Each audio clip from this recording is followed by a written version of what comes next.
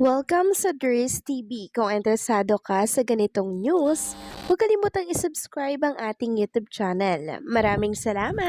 Welcome back again sa ating YouTube channel mga kakimpaw, and sa update natin ito ang pag-uusapan natin ay tungkol sa mga importanteng kaganapan kina Kim and syempre kay Paolo Abilino. So may good news po tayo na tatalakayin sa update na to na tsak ikakatuwa po ng lahat dahil may panibago pong announcement or schedule si Chinita Princess. Yes, mga kakimpaw, nakuha po si Kim Chu ng HBO Max. Meron na naman tayong bagong aabangan. Meron na namang bagong schedule si Chinita Princess, mga kakimpaw. At bago natin talakayin yan, nais ko muna pong magpasalamat sa inyong patuloy po na pagsuporta at pagsubaybay sa mga pang-araw-araw po nating update patungkol po kay Kim and kay Paolo, at nawa po'y hindi kayo masawa. At bilang pasasalamat nga po, narito ang isang komentong napili ko po patungkol yan sa naging previous update. Mula ito kay Ginang Yonsia Talian. Sabi niya, swerte ni Paolo to have Kim kasi Kim is a woman who when in a relationship is honest, loyal, and sincere, supportive, and lift up the growth of her partner as shown in her two exes. She was loyal to the end until she was betrayed by them. There are women, now men, and men who can easily change the relationship when they find they think better materially or other factors than the present one, not even considering whether they cause pains. But Kim is different.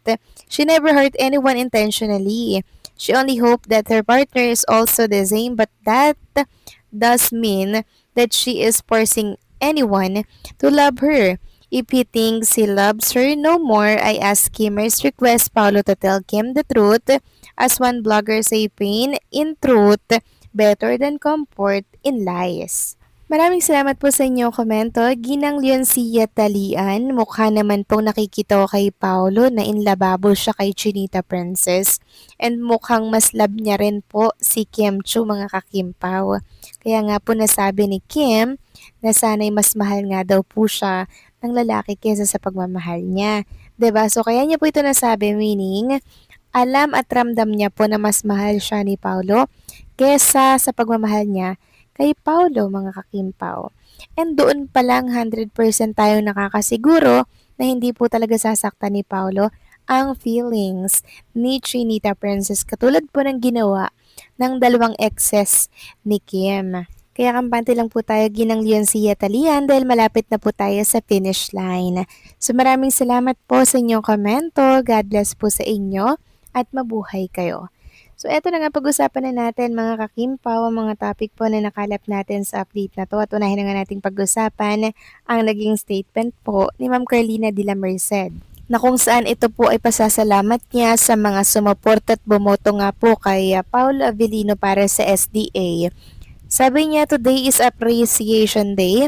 Maraming salamat sa inyong lahat, official na maglalakad si Pau sa Show Drama Awards or SDA Red Carpet. Grabe, amazing ang pagmamahal at dedikasyon ninyo. So maging si Ma'am Carlina de la Merced, mga kakimpaw, sobrang na-amaze din po siya sa supporting powers po ng mga Kimpaw fans, Pawnatics, Skimmers na talaga namang nag-effort na bumoto kay Kim and kay Paolo. Samantalang pag-usapan naman natin ang tungkol naman po dito mga kakimpaw sa pop-up store ni Kim Chu sa Zamboanga. So muli pong plinag at plinex ni Kim na until August 10, 2026 sila dito sa One Campanier Building, mga kakimpaw. Open 9 a.m. to 7 p.m. till August 10 po yan. Kaya sa mga Kimpaw fans at supporters ni Chinita Princess and Paolo, sulitin na po natin ito. Kasi sa oras po na hindi nila matarget yung sales na kinakailangan po nila, lilipat po sila niyan. Kung bagay ito po ay minomonitor nila yung magiging galaw po ng sales and ng kanyang business. Kaya support lang tayo mga kakimpaw, okay? Samantalang congratulations naman kay Chinita Princess, mga kakimpaw, dahil nakuha po siya ng HBO Max. Grabe, umabot na po yung energy ni Kim Chu sa HBO Max. Kasali po siya mga kakimpaw sa paparating na Come Dine With Me. Celebrity Philippines po yan na mapapanood ngayong July 23 sa HBO Max. Kasama niya nga po dyan mga kakimpaw si Ruby Domingo, Maymay, and si Vice Ganda parang andyan din ata mga kakimpaw, no?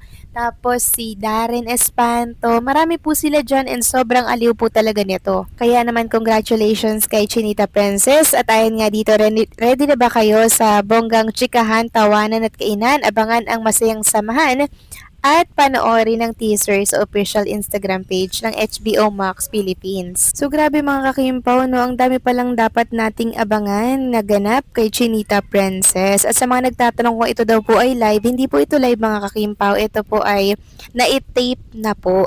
Dahil si Kim and Paolo po ay by July 25, diba, nasa Australia po sila para po yan sa ASAP. Ito po ay na-tape na nila mga kakimpaw at naipakita na rin po nila yung pinakang teaser ng kanilang programa dyan sa HBO Max. Naku, masaya to mga kakimpaw. Kaya kung ako sa inyo, wag na wag niyo po itong palalagpasin, okay? Dahil ang dami pong kulitan doon, ang daming tawanan, tapos may pa tour pa sila doon mga kakimpaw. And masayang usapan nga ito. So invited po dyan si Chinita Princess sa ultimate dinner ng taon sa HBO Max na magaganap by July 23. So malapit na to mga kakimpaw. At dahil nga po sa malaking announcement na to ng taon mga kakimpaw, talaga namang inilagay na po yan ng mga Kimpaw fans sa kanilang mga remarks, no? Sabi nga dito, ang dami nga abangan, sunod-sunod pa.